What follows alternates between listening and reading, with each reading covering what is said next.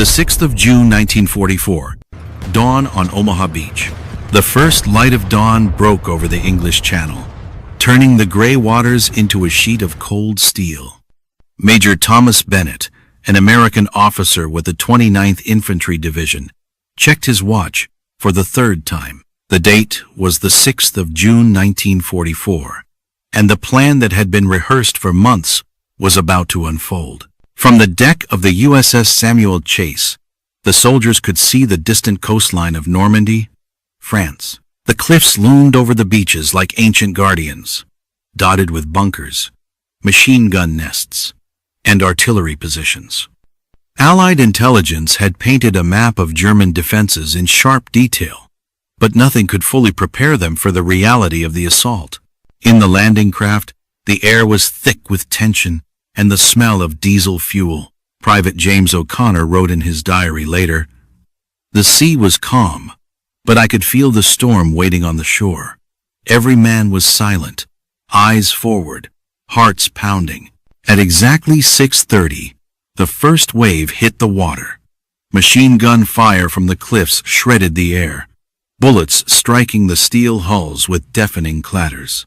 Men were thrown into the surf, dragged under by the weight of their packs and equipment. Chaos erupted instantly. The carefully timed coordination of the invasion was met with the brutal randomness of combat. Yet amidst the blood and smoke, small acts of courage emerged. Corporal Richard Hayes, later awarded the Silver Star, carried a wounded comrade across open sand under constant fire. "I thought about nothing but getting him to cover," he would recall decades later. There was no time for fear. Above them, Allied bombers had dropped hundreds of tons of explosives the night before, yet many German defenses remained intact. The contrast between plan and reality became painfully clear as the soldiers struggled across the beach, exposed to relentless fire. By midday, despite staggering casualties, the beachhead had been established. Soldiers dug in behind craters, machine gun nests were neutralized, and the first waves of reinforcements began to arrive.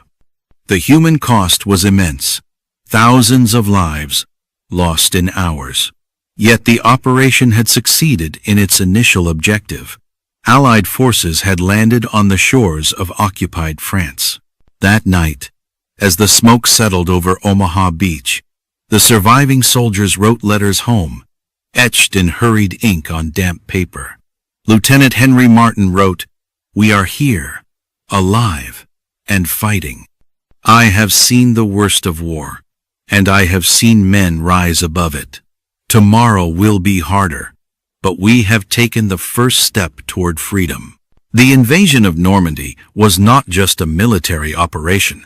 It was the beginning of a turning point. What had been a distant plan on maps in London and Washington had become a searing reality, witnessed firsthand by thousands who would carry its memory for the rest of their lives. Before the beaches were even touched by the first landing craft, darkness had already fallen over the Normandy countryside. Thousands of paratroopers from the American 101st and 82nd Airborne Divisions were dropped behind enemy lines in the early hours of the 6th of June 1944. Lieutenant William Harper of the 506th Parachute Infantry Regiment later recalled, "We were scattered everywhere. The maps didn't match reality, and the landing zones were chaos. Trees, hedgerows, and farmhouses, all of it was foreign terrain under fire." The paratroopers' mission was simple in theory but perilous in execution. Capture bridges, destroy key artillery positions, and hold the flanks to prevent German reinforcements from reaching the beaches. In practice, it was a fight for survival.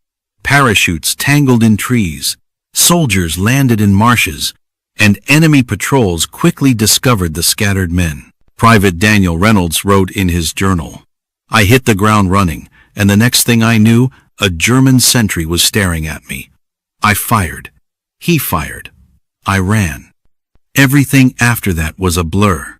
Such moments were repeated across the countryside. For every successful objective captured, dozens of paratroopers were lost, either to enemy fire or the treacherous terrain. Yet resilience prevailed. Small groups improvised and regrouped, seizing control of villages and critical roads. Sergeant Michael Donahue of the 82nd Airborne led a team to secure a vital crossroads near Sainte-Mère-Église. Their success would prevent German armor from moving swiftly to counterattack the beach landings. The night sky above Normandy was illuminated by tracer fire and exploding flares, the eerie glow casting long shadows over the hedgerows. Soldiers relied on their training and ingenuity, a homemade guide rope here, a hastily dug foxhole there. Each paratrooper's survival depended not only on courage, but on the ability to adapt instantly. By dawn, despite heavy casualties, key objectives had been achieved.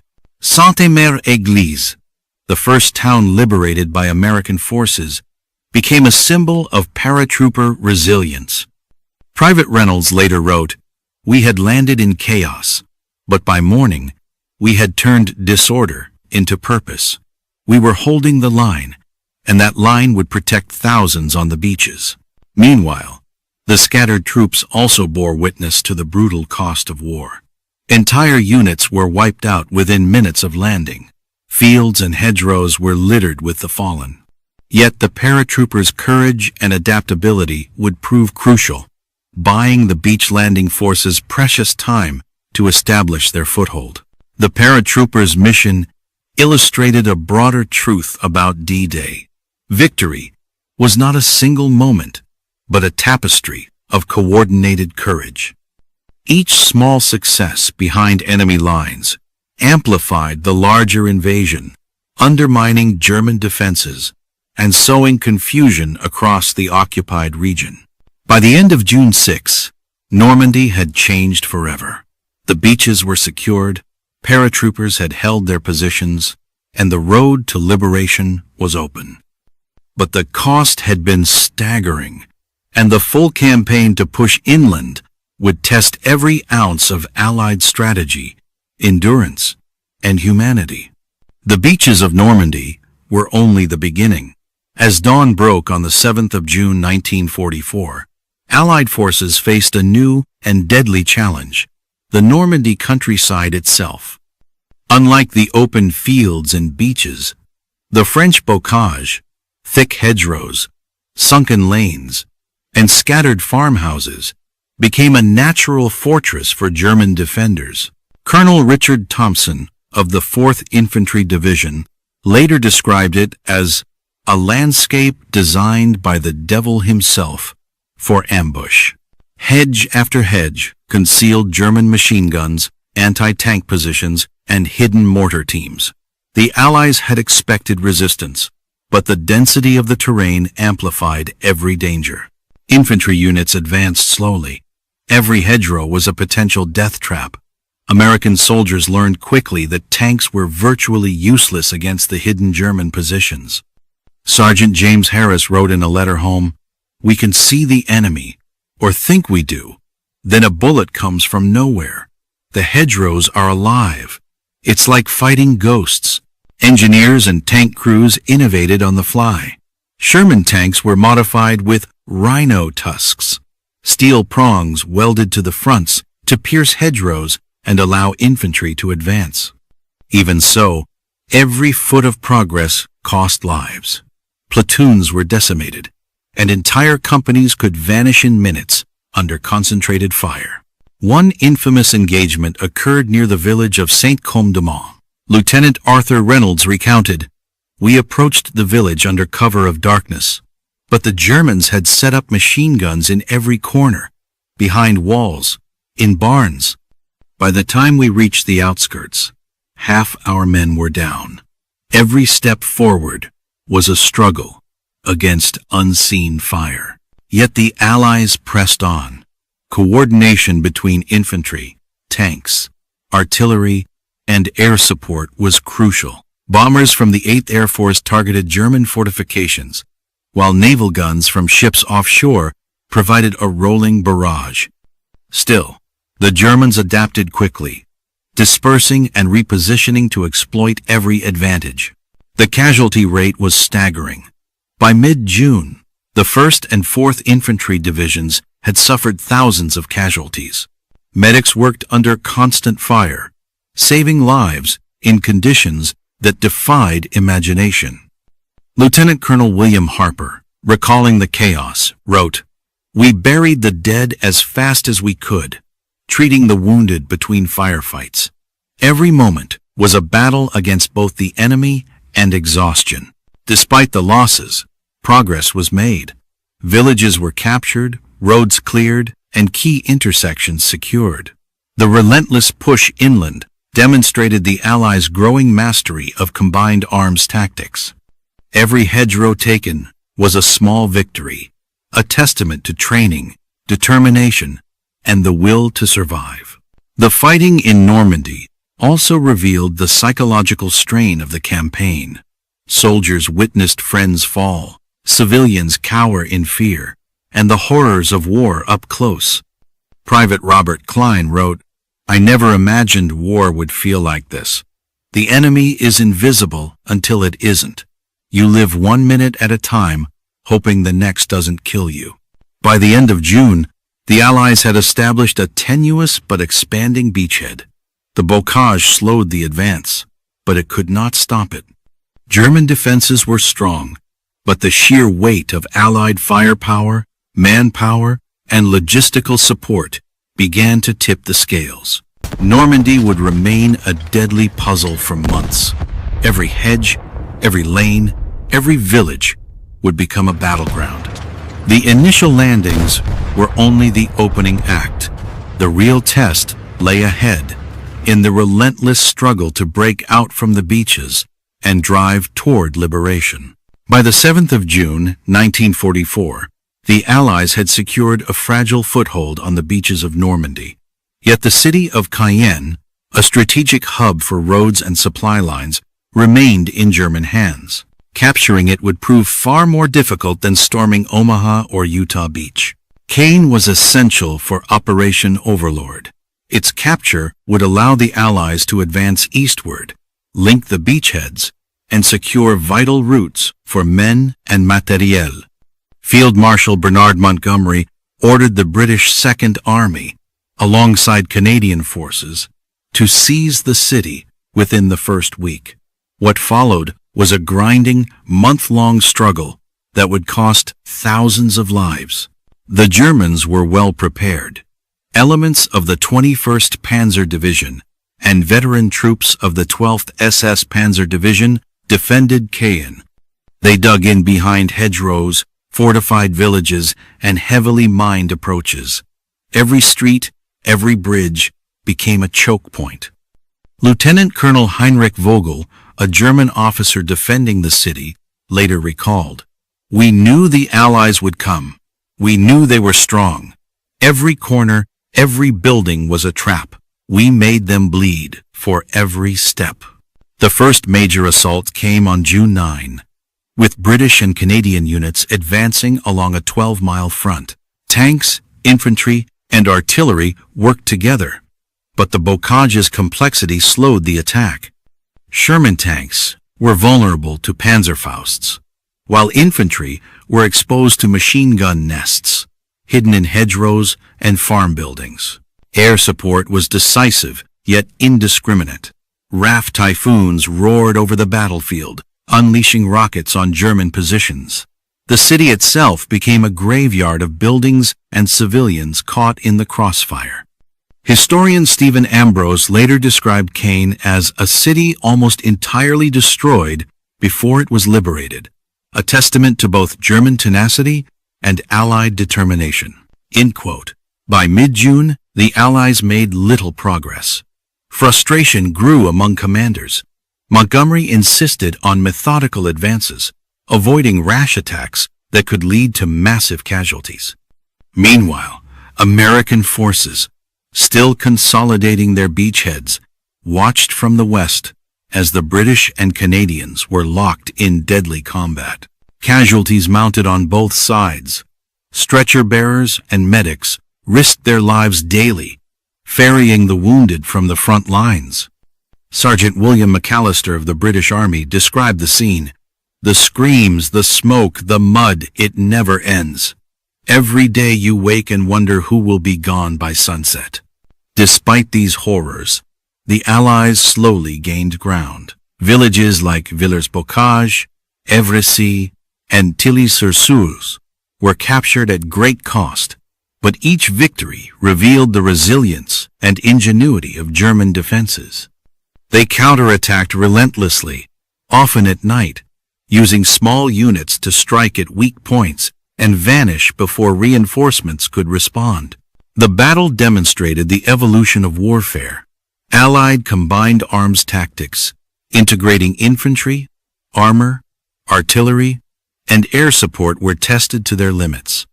Each engagement required careful planning, improvisation, and courage under fire. Lieutenant James O'Connor noted, "You learn to move, to shoot, to survive. Together, alone, you die. Together, you advance." By the end of July 1944, after nearly 6 weeks of brutal fighting, Caen finally fell into Allied hands. The city was unrecognizable. Once a thriving regional center, it was reduced to rubble.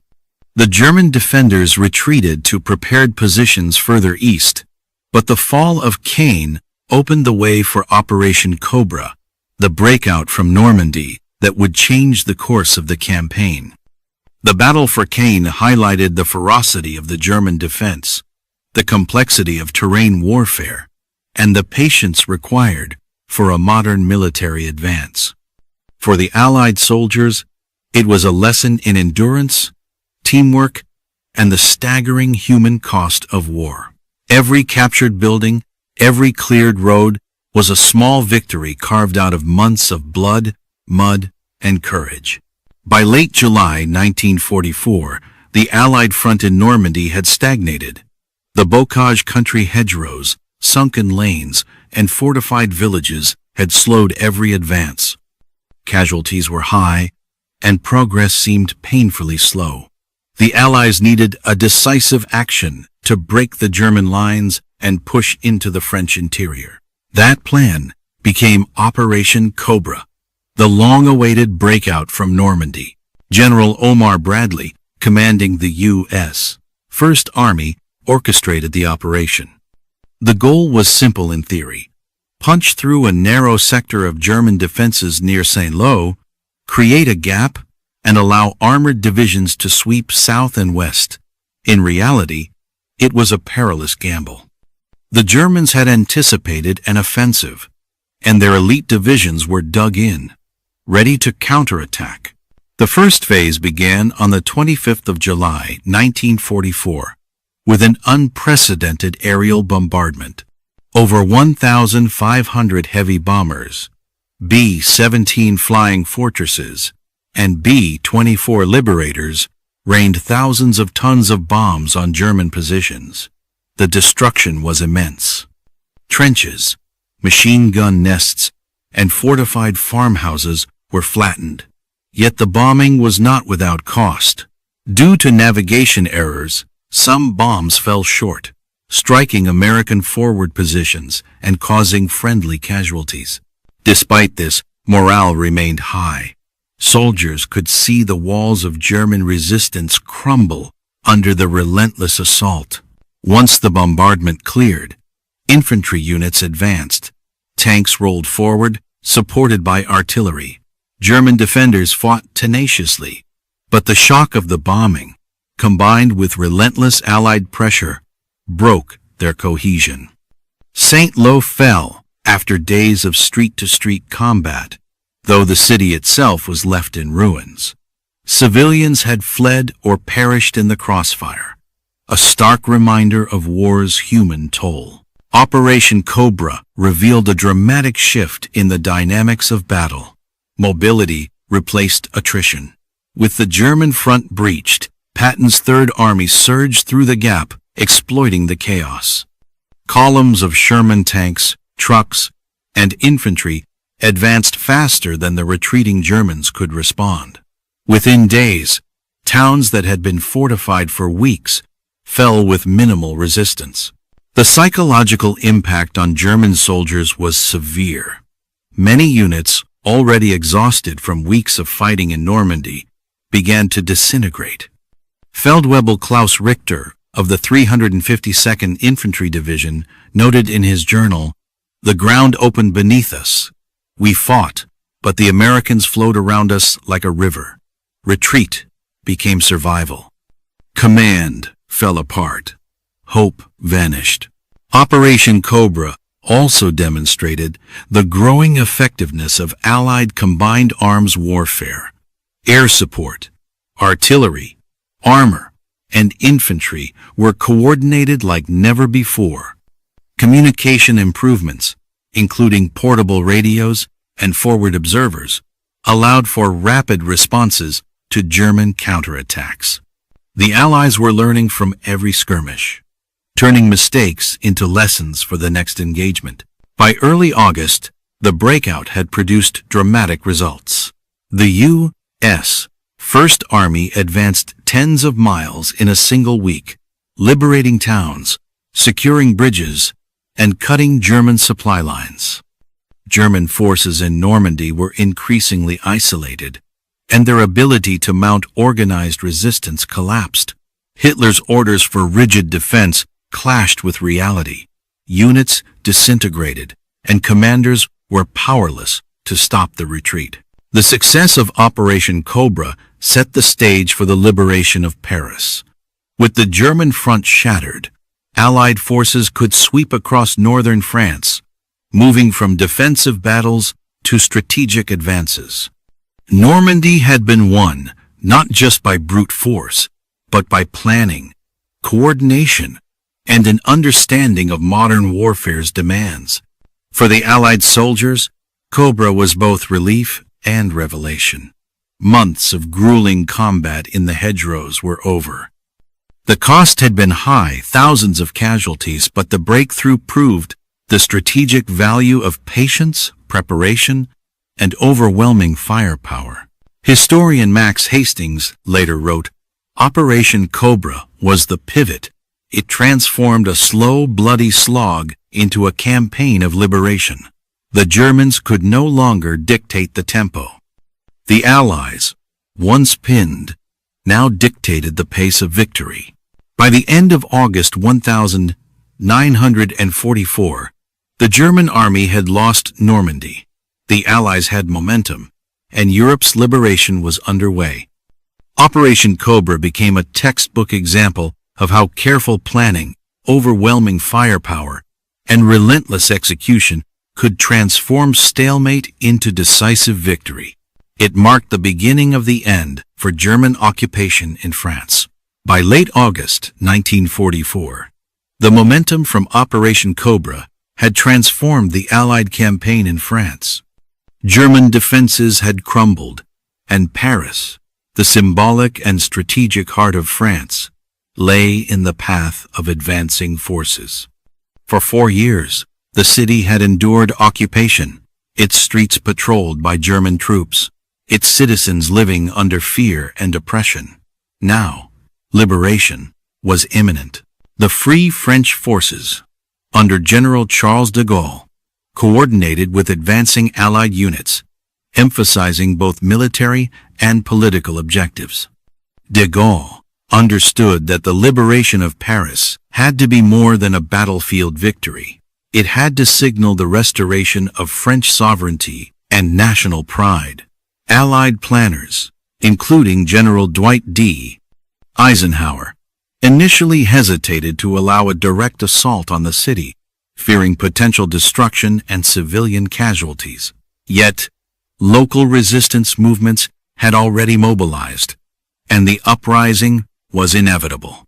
On the 19th of August 1944, the first sparks of rebellion ignited. The French resistance, comprising thousands of Parisians, seized key points in the city police stations, communication centers, and bridges, paralyzing German command structures. Workers and ordinary citizens took to the streets, erecting barricades and arming themselves with captured weapons. They were determined not to let Paris be destroyed in a final act of Nazi defiance. German General Dietrich von Kultitz, the military governor of Paris, faced an impossible choice. Hitler had ordered the destruction of the city's landmarks and infrastructure should the Allies approach, yet von Kultitz hesitated. Reports suggest he recognized the futility of such destruction and the futility of resistance against overwhelming Allied forces. He chose pragmatism over blind obedience, a decision that preserved Paris for future generations. Allied armored columns, led by General Philippe Leclerc's 2nd French Armored Division, entered the city on the 24th of August 1944. Tanks rumbled along the boulevards, greeted by cheering citizens waving French flags. Resistance fighters coordinated with incoming troops, ensuring that German units were isolated and surrendered rather than annihilated. Street-to-street combat occurred, but the collaboration between locals and liberators minimized destruction. The liberation had both symbolic and strategic significance. Paris was not only the capital of France, but a center of communications, logistics, and morale. Its fall shattered the perception of German invincibility. The surrender of von Kultitz, along with remaining German troops, marked the collapse of German authority in France. It also energized Allied forces for the continuing push into Belgium, the Netherlands, and eventually Germany itself. For Parisians, the liberation was a moment of euphoria mixed with reflection. Citizens had endured 4 years of occupation, rationing, forced labor, and fear. Liberation brought immediate joy, yet also the sobering task of rebuilding a society torn by war and collaboration. Streets that had hosted both oppression and resistance now became stages for celebration and remembrance. Military historians note that the liberation of Paris also carried profound psychological weight.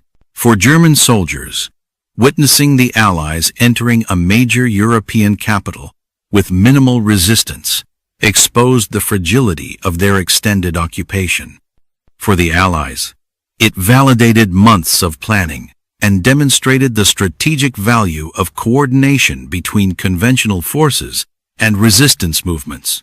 In the broader context of the European campaign, the fall of Paris accelerated the collapse of German defenses in Western Europe. Supplies and reinforcements could no longer move freely, and German command structures were increasingly fragmented.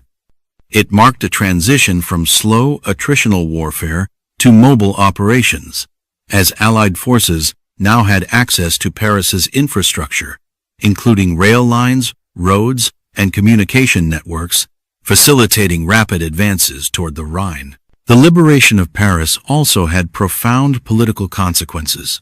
Charles de Gaulle re-established the provisional French government, asserting French sovereignty before the Allies could impose direct control. This was crucial in shaping post-war France, ensuring that the nation would reclaim its identity and participate in European reconstruction, rather than remain a subordinate theater of Allied occupation. By the 25th of August, 1944, Paris was firmly under Allied control. The German military presence was effectively neutralized, the population liberated, and the city largely intact.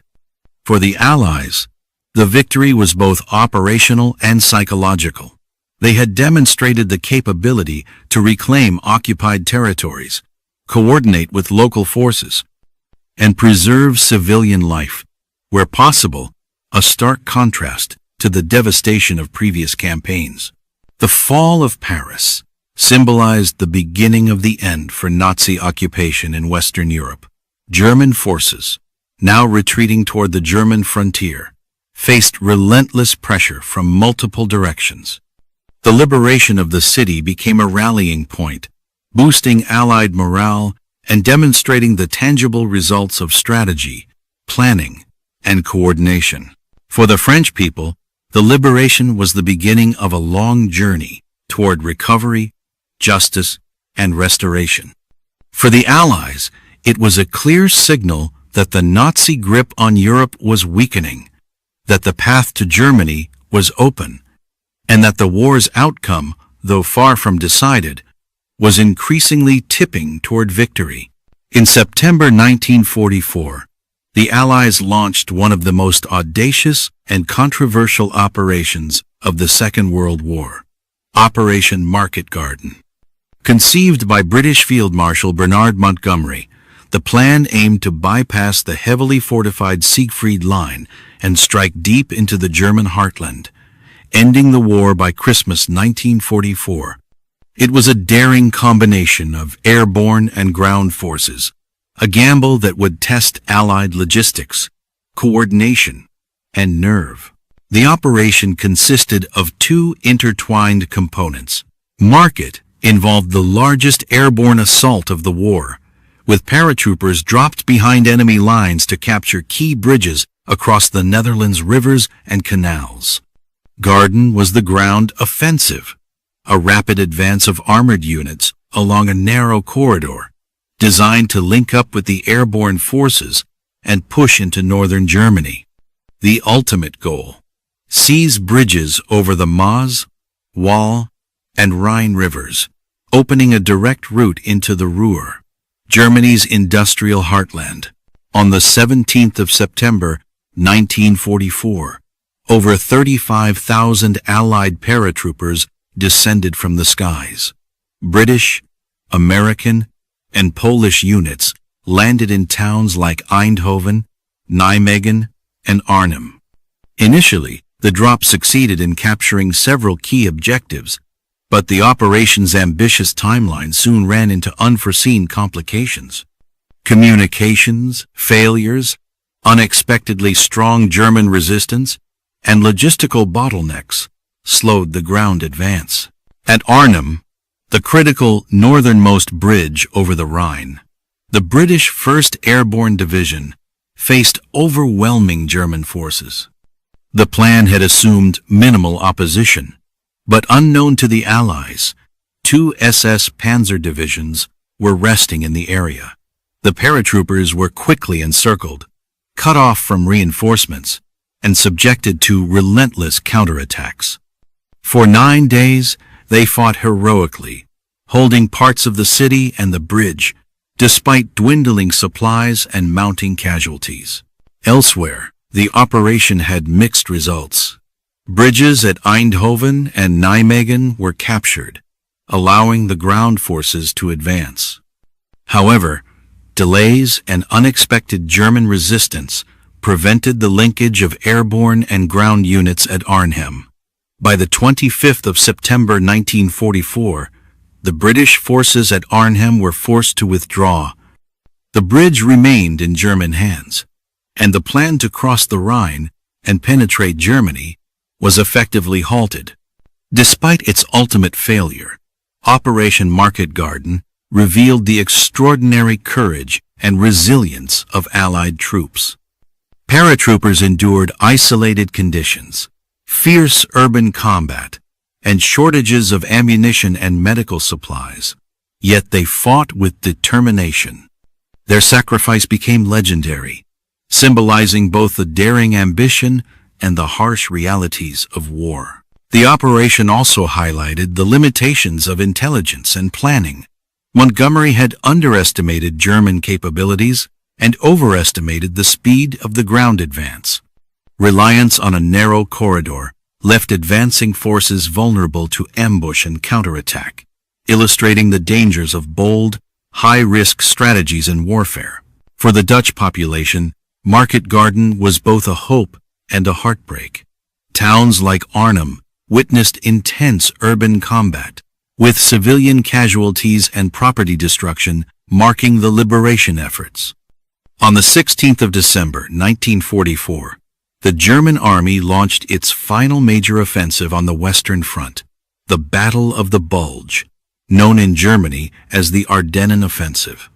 Hitler's objective was bold: split the Allied forces, capture the vital Belgian port of Antwerp, and force a negotiated peace on the Western Allies, buying time for Germany to stabilize the collapsing Eastern Front. The attack began in the dense Ardennes forest, a region considered by the Allies as unsuitable for large-scale operations due to its rugged terrain and limited road network.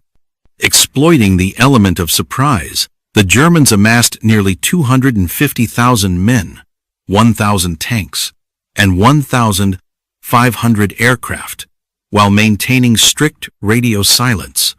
They aimed to punch through the thinly held American lines and create a bulge in the Allied front, giving the battle its enduring nickname. American forces in the Ardennes were caught off guard. The winter weather fog, snow, and freezing temperatures grounded Allied air support and complicated communication. The Germans advanced quickly, overrunning towns and forcing Allied units to retreat. Entire battalions were encircled, and thousands of American soldiers were captured. Among the most critical early actions was the defense of Bastogne. The town of Bastogne, held by the 101st Airborne Division, became a symbol of resistance. Surrounded by German forces, lacking adequate winter clothing, and running low on food and ammunition, the paratroopers held their positions against repeated assaults. General Anthony McAuliffe, acting commander of the 101st, famously replied, "Nuts!" when the Germans demanded surrender, a defiant message that would become legendary. The German advance initially created panic among the Allies, forcing rapid redeployment of units from other fronts.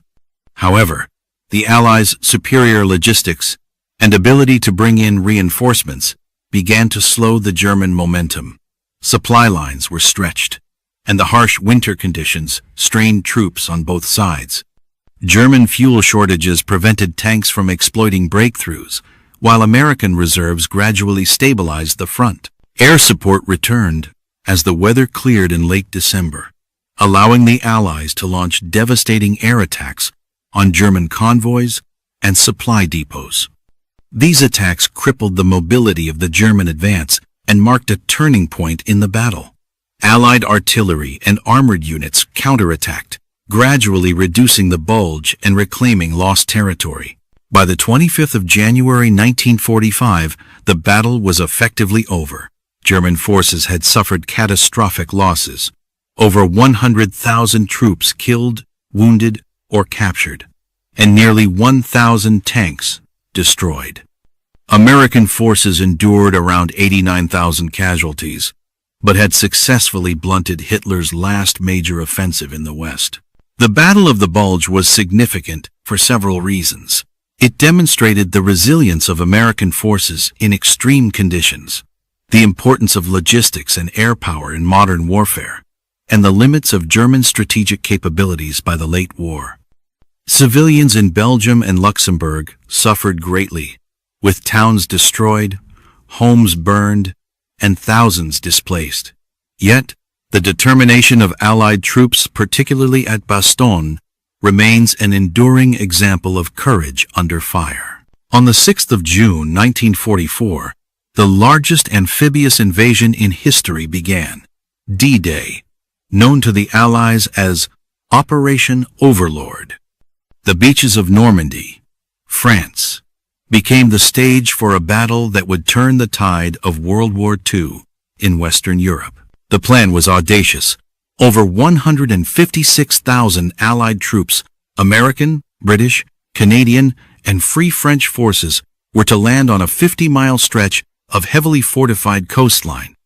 These forces were supported by over 5,000 ships, 11,000 aircraft, and an intricate network of deception operations designed to mislead the Germans about the true landing location. The objective: establish a beachhead and begin the liberation of Nazi-occupied Europe.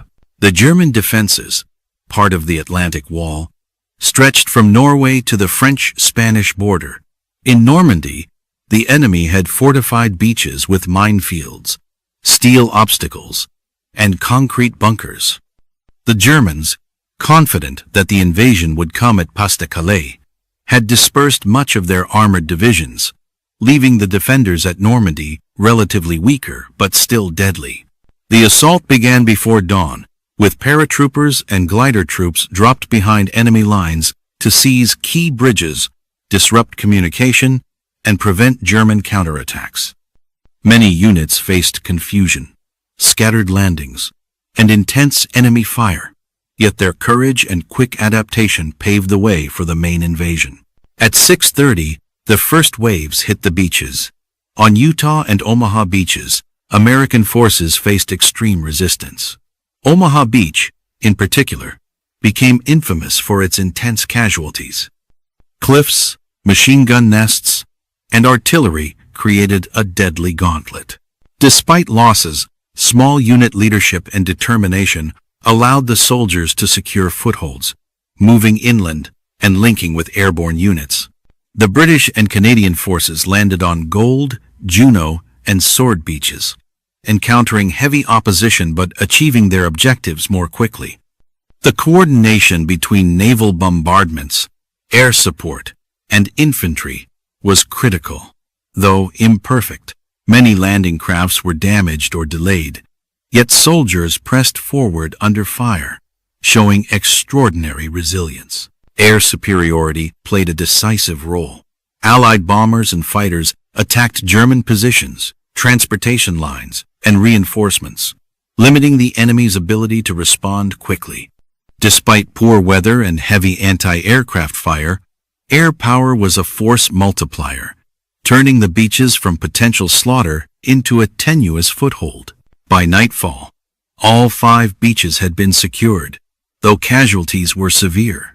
Over 4,000 Allied soldiers killed, wounded, or missing. German losses were difficult to estimate initially, but resistance continued in the following days as the Allies pushed inland. The success of D-Day relied on meticulous planning, intelligence, and deception. Operation Fortitude, the deception plan, convinced the Germans that the main landing would be at Calais. Inflatable tanks, fake radio traffic, and double agents misled Hitler and Rommel, delaying German reinforcements and contributing to the Allies' success. The psychological impact of D-Day was immense. For the Allies, it represented hope and momentum after years of occupation and war. For the Germans, it was the beginning of a relentless push toward defeat in Western Europe. Civilians in Normandy, caught between liberation and destruction, endured bombing, artillery, and the chaos of advancing armies. Yet the sight of Allied soldiers brought the first signs of freedom in 4 long years of occupation. D-Day was not just a battle, it was a turning point. It demonstrated the Allies' capacity for combined arms operations, amphibious warfare, and strategic deception. It showed the effectiveness of multinational cooperation under extreme pressure and set the stage for the liberation of Paris and the eventual collapse of Nazi Germany.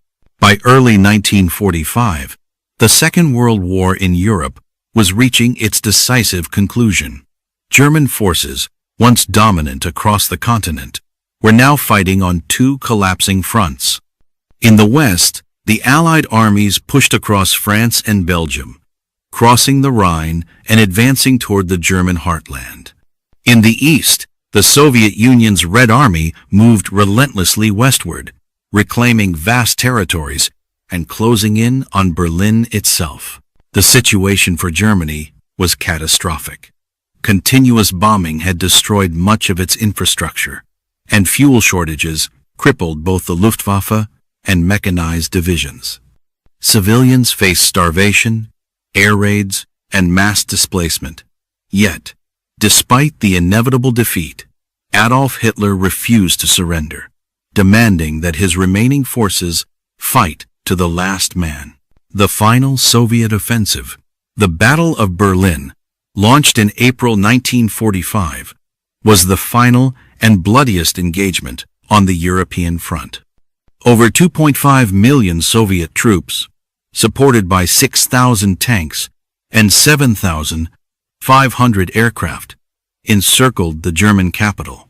Inside the city, Around 1 million defenders, a mix of Wehrmacht soldiers, SS units, and poorly trained Volkssturm militia, prepared for a hopeless defense. Street-by-street combat turned Berlin into a wasteland. Entire districts were leveled by artillery barrages and air attacks. The Red Army, determined to end the war swiftly, pressed forward despite enormous casualties. The German defense, though fierce, lacked coordination and supplies. Ammunition ran out, hospitals overflowed, and civilians sheltered in basements as the city burned. On the 30th of April 1945, Adolf Hitler committed suicide in his bunker beneath the Reich Chancellery. His death symbolized the end of Nazi leadership. Command of German forces passed briefly to Admiral Karl Dönitz, who attempted to negotiate limited surrenders in the West, hoping to delay Soviet occupation. The unconditional surrender of Germany was signed on the 7th of May, 1945, at Reims, and ratified in Berlin on May 8, celebrated as Victory in Europe Day, VE Day. The war in Europe was over. The Third Reich had fallen after 12 years of dictatorship, aggression, and genocide. The war in the Pacific.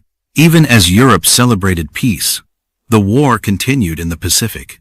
Japan, though weakened, refused to surrender. The Allies advanced island by island, using amphibious assaults, naval bombardments, and air raids. Battles at Iwo Jima and Okinawa demonstrated Japan's determination and the immense human cost of the campaign. Casualties mounted on both sides, and the destruction of Japanese cities through firebombing devastated the civilian population. In July 1945, Allied leaders met at the Potsdam Conference to determine post-war policy. The demand for Japan's unconditional surrender was issued, warning of prompt and utter destruction if it refused. Japan's leadership, divided and uncertain, did not respond. On the 6th of August 1945, the United States dropped the first atomic bomb on Hiroshima. The explosion destroyed most of the city and killed over 100,000 people instantly or in the following weeks. 3 days later, a second bomb was dropped on Nagasaki, causing similar devastation. The unprecedented destruction, combined with the Soviet declaration of war on Japan, forced Emperor Hirohito to intervene. On the 15th of August 1945, Japan announced its surrender, formally signing the instrument aboard the USS Missouri on the 2nd of September 1945. World War II, the deadliest conflict in human history, had finally ended. The human and global cost, the scale of destruction was unparalleled.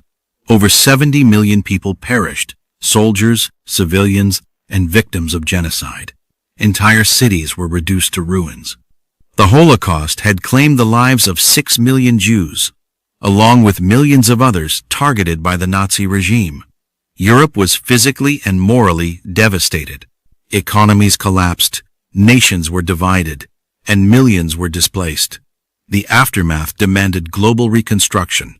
The United Nations was founded in 1945 to prevent future global conflicts and promote international cooperation. The Nuremberg trials held Nazi leaders accountable for war crimes and established new precedents in international law. The beginning of the Cold War. Though the war had ended, a new era of tension began. The alliance between the Western powers and the Soviet Union quickly dissolved into mistrust and competition. The division of Germany into occupation zones and later into East and West Germany became the first symbol of the Cold War. Europe was divided by an Iron Curtain, and the balance of power shifted toward two superpowers, the United States and the Soviet Union. In Asia, decolonization accelerated. Nations under European control sought independence, reshaping global politics.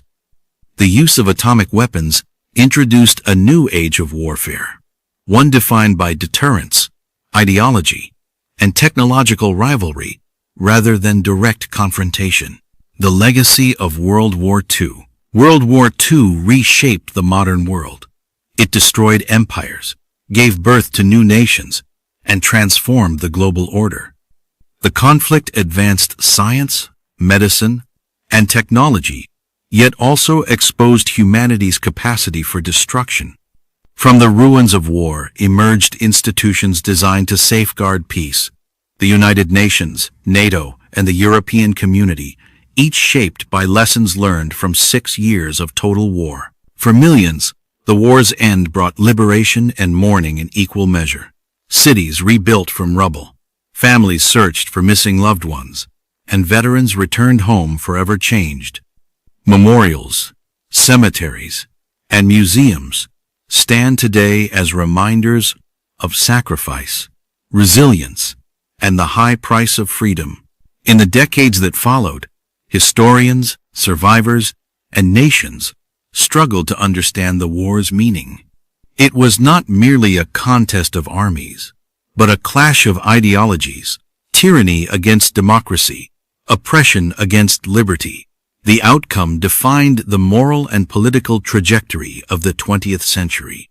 World War II ended with the fall of Berlin and the surrender of Japan, but its consequences continued to shape humanity for generations.